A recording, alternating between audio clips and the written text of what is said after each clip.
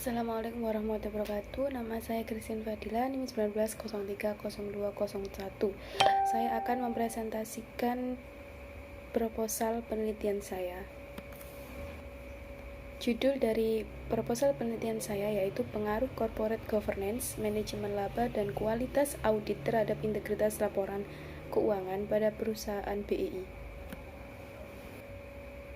Motivasi dari proposal penelitian ini yaitu bertujuan untuk menguji pengaruh corporate governance, manajemen laba, dan kualitas audit terhadap integritas laporan keuangan baik secara simultan maupun secara parsial. Rumusan masalah dari penelitian tersebut yaitu yang pertama, untuk mengetahui seberapa besar pengaruh corporate governance terhadap integritas laporan keuangan. Yang kedua, untuk mengetahui seberapa besar pengaruh kualitas audit terhadap integritas laporan keuangan. Dan yang ketiga yaitu mengetahui pengaruh manajemen laba terhadap integritas laporan keuangan melalui manajemen laba.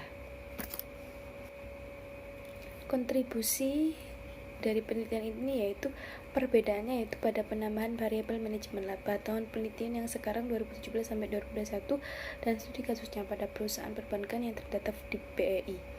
Alasan penambahan variabel manajemen laba karena ingin mengetahui kinerja laporan keuangan, khususnya laporan keuangan perbankan, apakah ada unsur permainan laba dalam penyusunan laporan keuangan yang dilakukan oleh manajer.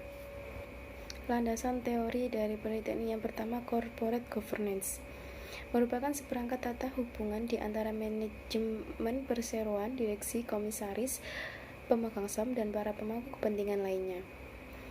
Corporate governance merupakan salah satu elemen kunci dalam meningkatkan efisiensi ekonomis yang meliputi hubungan antara manajemen perusahaan, dewan komisaris, para pemegang saham, dan stakeholder lainnya yang memberikan suatu struktur yang memfasilitasi penentuan sasaran-sasaran dari suatu perusahaan. Yang kedua ada manajemen laba. Manajemen laba terjadi ketika manajer menggunakan kewenangan yang mereka miliki untuk mengubah laporan keuangan, bertujuan untuk menyesatkan pemangku kepentingan mengenai kondisi ekonomi perusahaan yang sebenarnya. Yang ketiga ada kualitas audit, yaitu kapasitas auditor eksternal dalam mendeteksi terjadinya kesalahan dan bentuk penyimpangan lainnya.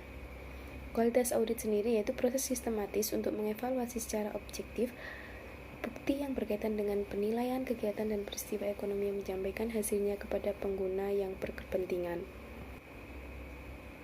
Yang ketiga ada kualitas audit, yaitu kapasitas auditor eksternal dalam mendeteksi terjadinya kesalahan dan bentuk penyimpangan lainnya. Kualitas audit sendiri yaitu proses sistematis untuk mengevaluasi secara objektif bukti yang berkaitan dengan penilaian kegiatan dan peristiwa ekonomi yang menyampaikan hasilnya kepada pengguna yang berkepentingan. Yang terakhir yaitu integritas laporan keuangan. Integritas adalah prinsip moral yang tidak memihak jujur seseorang yang berintegritas tinggi memandang dan mengemukakan fakta apa adanya. Integritas laporan keuangan adalah hasil dari proses akuntansi yang digunakan untuk berkomunikasi antara dua keuangan dengan pihak-pihak yang berkepentingan dengan data perusahaan.